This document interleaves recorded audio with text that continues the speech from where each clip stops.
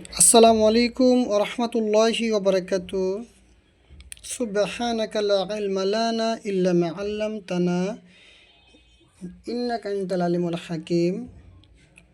সম্মানিত দিনী ভাইগণ, কেমন আছেন? আশা করি মহান আল্লাহ তাআলার অসীম দয়াতে করণিক ভালো আছেন।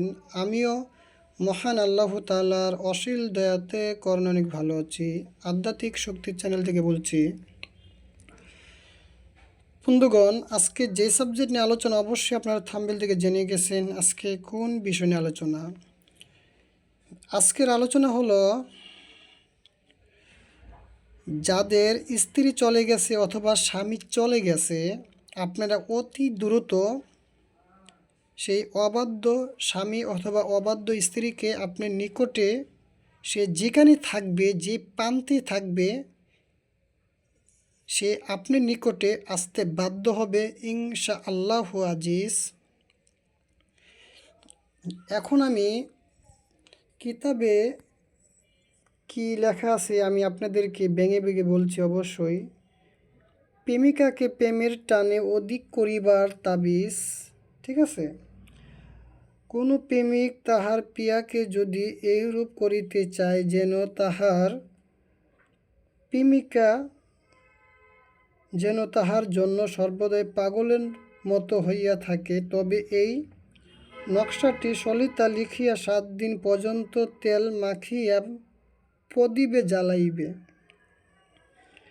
ইহা অতি পরীক্ষিত তাবিজ, সাবধান, নাজাহেজ উদ্দেশ্যে ব্যবহার করিবে না, গুনাহগার হইবে। যদি আপনাদের স্ত্রী চলে যায় অথবা স্বামী যদি চলে যায়, আপনারা সর্বপ্রথম রবিবার বেছে নেবেন। ঠিক আছে, রবিবার বেছে নেবেন সকাল 8টা থেকে 9টার ভিতরে। সামনে 5টা আগরবাতির ধূপ ধোয়া জ্বালিবেন। ইস্তিগফার 7 বার, দুরূদ ইব্রাহিম 11 বার পাঠ করে নেবেন। মুখে কিছু চিনি অথবা মিশ্রি নেবেন। নেওয়ার পর ডালিম গাছের কলম দিয়ে কৃষক জাফরান কালি দিয়ে সাদা কাগজের ওপর অথবা সাদা কাপড়, ঠিক আছে, সাদা কাপড়ের ওপরে আপনারা 7 পিস লিখবেন। 7 পিস নকশা কৃষক জাফরান দিয়ে ডালিম গাছের কলম দিয়ে লেখার পর নিচে নামগুলো লিখে দিবেন। আল্লাহব ফুলান বিনতি ফুলান, ফুলান বিন ফুলান। ঠিক আছে, লেখার পর সে আশেক অথবা মাসুকের যাকে আপনি নিকটে হাজির করবেন, বা স্ত্রী চলে গেছে অথবা স্বামী চলে গেছে, সেই ব্যক্তির চেহারাটা কল্পনা করে আপনারা চামেলি তেল অথবা তিলের তেল দিয়ে ভিজিয়ে একটি করে ঠিক দুপুর টাইমে 12টা অথবা 1টার দিকে একই টাইমে 7 দিনে 7টা সেই আশেক অথবা মাসুকের চেহারাটা কল্পনা করে আপনারা জ্বালাইবেন। ইনশাআল্লাহু আজিজ, সেই আশেক অথবা মাসুক যার উদ্দেশ্য করে করবেন তার শরীর জ্বলে পড়ে যাবে আপনার জন্য, সে আপনার জন্য সে দেওয়ানা হয়ে যাবে, সে আপনার নিকটে আসতে বাধ্য হবে। সে যেখানে থাকে, যে প্রান্তে থাকুক, সে আসবে ইনশাআল্লাহু আজিজ। বিশেষ করে আপনারা যারা এই তদবির করবেন অবশ্যই আমার থেকে অনুমতি অথবা এজাজত নিয়ে করবেন। আপনারা কমেন্টে আপনাদের নাম ঠিকানা লিখে দিবেন।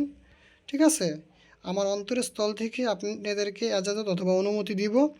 আপনারা এই তদবিরটির মাধ্যমে আপনাদের স্বামী অথবা স্ত্রী যাদের চলে গেছে আপনারা অতি দ্রুত হাজির করতে পারবেন। ঠিক আছে, আমি খুব পুরান একটি কিতাব থেকে এই তদবিরটি দিলাম আপনাদের ভালোর জন্য। ঠিক আছে, আপনারা কিছু করেন অথবা অন্য কি কাজ করে দেন, আপনারা অভিজ্ঞত হন।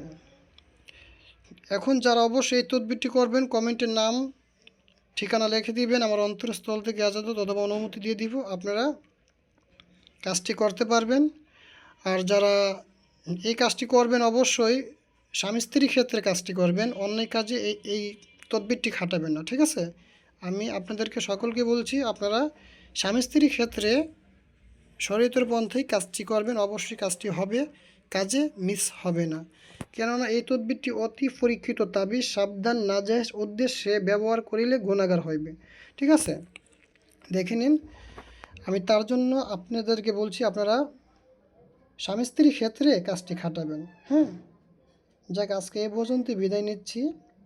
চ্যানেলটি যদি ভালো লেগে থাকে অবশ্যই লাইক করবেন, কমেন্ট করবেন, শেয়ার করবেন। আর আপনারা কোন বিষয় জানতে চান কমেন্টের মাধ্যমে আমাকে জানাবেন। আসসালামু আলাইকুম ওয়া রাহমাতুল্লাহি ওয়া বারাকাতুহু।